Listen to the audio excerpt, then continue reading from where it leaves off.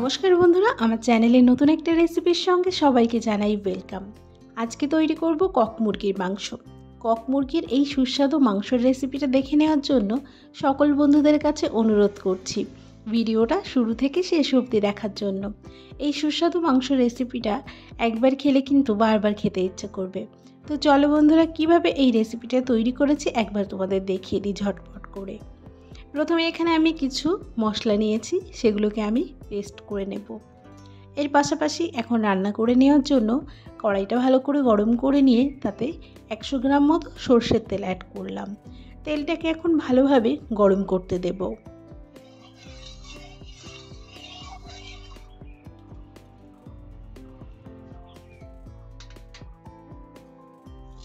Cock মুরগি মাংস রান্না করার জন্য প্রথমে আমি আলুগুলোকে তেলের মধ্যে ভালো করে ভেজে নেব।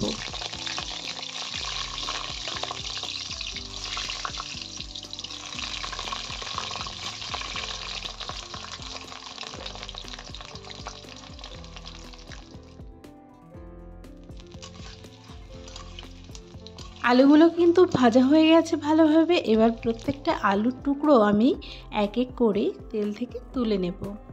মাংস রান্নার আগে আলুগুলোকে ভালো করে ভেজে নিলে কিন্তু আলুটা খেতে খুব ভালো লাগে, এটা আমরা সকলেই জানি। তো সবসময় চেষ্টা করবে মাংস রান্না করার সময় আলুগুলোকে ভেজে তুলে নেওয়ার আগে থেকে। এবার আমি সব আলুগুলো এক এক করে তুলে নিচ্ছি। এবার ওই তেলের মধ্যে আমি কিন্তু এখন গোটা মশলা দিয়ে দেব। রান্নাটা এক ফোড়নেই তৈরি করব, তার জন্য এখানে আমি নিয়েছি কিছু গোটা মশলা। গোটা জিরে নিয়েছি, দুটো শুকনো লঙ্কা নিয়েছি এবং দুটো তেজপাতা নিয়েছি এবং গরম মশলার মধ্যে নিয়েছি এলাচ, দারচিনি, লবঙ্গ। সব কিছু ভালো করে তেলের মধ্যে দিয়ে দেব। তেলের মধ্যে দিয়ে ফোড়নটাকে গরম করে নেব ভালো করে। তো ফোড়নটা ভাজা হয়ে গেলে এর মধ্যে আমি বড় দুটো পেঁয়াজ কুচি দিয়ে দেবো। দুটো পেঁয়াজ কুচিয়ে নিয়েছি, সেটা এখন দিয়ে হালকা ব্রাউন করে পেঁয়াজটাকে প্রথমে ভেজে নেব।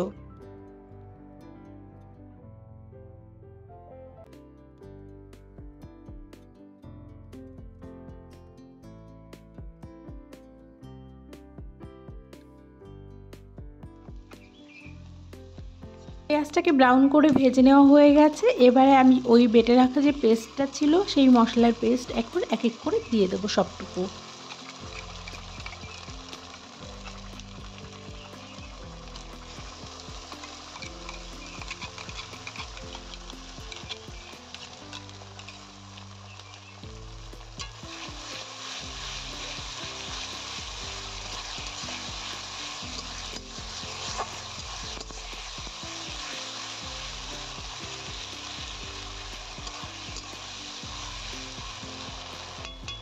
মাংস রান্নার সময় খেয়াল রাখতে হবে মশলাটা যাতে খুব ভালো করে কষানো হয়। তো মশলাটাকে ভালো করে কষিয়ে নিচ্ছি। মশলার গা থেকে কিন্তু দেখো ধীরে ধীরে তেলও ছেড়ে আসছে। আরও ভালোভাবে মশলাটাকে কিন্তু আমি কষিয়ে নেব। এবার কিন্তু মশলাটা কষিয়ে নেওয়ার জন্য এখানে আমি সামান্য একটু ওই মিক্সিং জার ধুয়ে যে জলটা হবে সেই জলটা দিয়ে দেব, যাতে মশলাটা আমি আরও খানিকক্ষণ কষিয়ে নিতে পারি।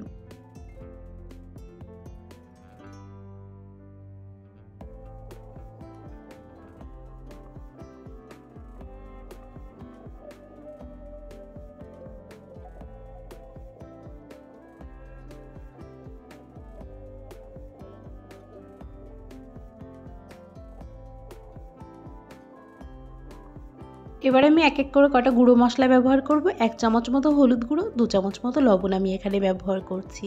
সব কিছু দিয়ে মশলাটাকে আরও 2 মিনিট মতো কষিয়ে নেব।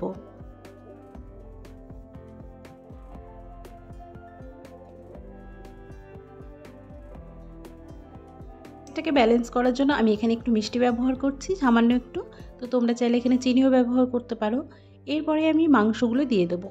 এখানে আমি কক মুরগি ব্যবহার করছি 700 গ্রাম মতো। তো মুরগির মাংসটা দিয়ে মশলার সঙ্গে ভালো করে মিশিয়ে নেব। আর এই মাংসটা কিন্তু সাধারণ পোলট্রির মুরগির থেকে সামান্য একটু শক্ত হয়, মানে মাংসটা একটু টাইট হয় বেশি, যেহেতু এটা কক মুরগি। তো এই মাংসটা একটু সময় ধরে যদি কষিয়ে নেওয়া যায় তাহলে কিন্তু খেতে বেশ ভালো লাগে।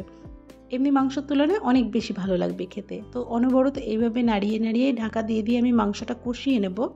তো একটুখানি কষিয়ে নেওয়ার পরে আমি আলুগুলোও দিয়ে দেব। ভেজে তুলে রাখা আলুগুলো দিয়ে আলুগুলোও কিন্তু এই মাংসের সঙ্গে কষিয়ে নেব। এবার আমি ঢাকা দিয়ে দেব।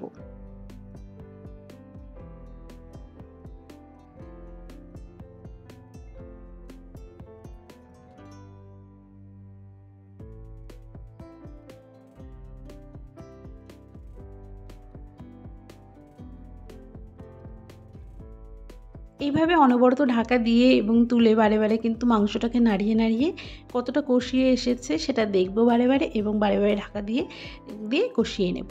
আমি কিন্তু মাংস কষাতে একটু বেশি সময় ব্যবহার করি, তাতে করে মাংসটা খেতে খুব ভালো লাগে। এবার আমি দিয়ে দিচ্ছি একটা গোটা রসুন। রসুনের সামনের দিকটা আর পেছনের দিকটা কেটে ভালো করে ধুয়ে রসুন দিয়ে দিলাম। যারা এরকমভাবে গোটা রসুন মাংসে খাওনি কখনো, তারা অবশ্যই একবার ট্রাই করে দেখবে পরে তোমরা বারবার খেতে চাইবে গোটা রসুন দিয়ে মাংস। তো এইভাবে কিন্তু আমি বেশ খানিকক্ষণ আরও 10 মিনিট মতো মাংসটাকে কষিয়ে নিয়েছি। এবার কিন্তু মাংস কষানো প্রায় হয়ে গেছে, আর দেখতেই পাচ্ছ যে মাংসটা কেমন দেখতে লাগছে, অনেকটা টাইট, সেটা দেখেই বোঝা যাচ্ছে মাংসটা। তো এইভাবে মাংস কষিয়ে নিয়ে এবার কিন্তু আমি ঝোলের জন্য জল দিয়ে দেবো।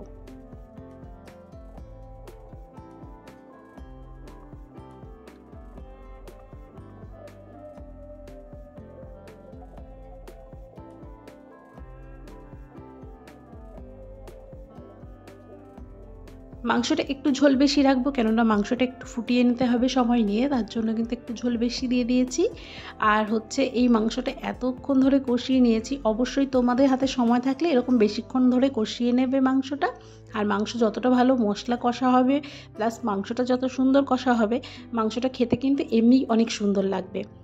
তো অল্প কিছু মশলা দিয়ে আমি মাংসটা কিন্তু খুব সুন্দরভাবে রান্না করে নিচ্ছি। তো সকল বন্ধুদের কাছে অনুরোধ করব ভিডিওটা দেখার জন্য এবং আমার চ্যানেলটিকে সাবস্ক্রাইব করে দেওয়ার জন্য। আর যে সকল বন্ধু নতুন আছো, তারা অবশ্যই কেমন লাগলো ভিডিওগুলো কমেন্ট করে জানিয়ে যেও।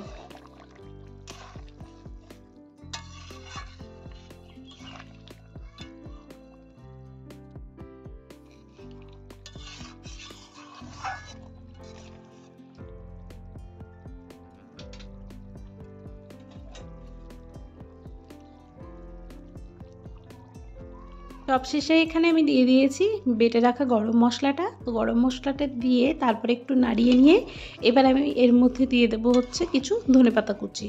ধনেপাতা কুচিটা তোমরা দিতেও পারো, নাও দিতে পারো, এটা যার যা নিজস্ব ইচ্ছা। তো এই মাংস ধনেপাতা কুচি দিলে কিন্তু খেতে বেশ ভালো লাগে। তো ধনেপাতাটা ছড়িয়ে দেবো, আর 2 মিনিট মতো রান্না করে নেব মাংসটাকে।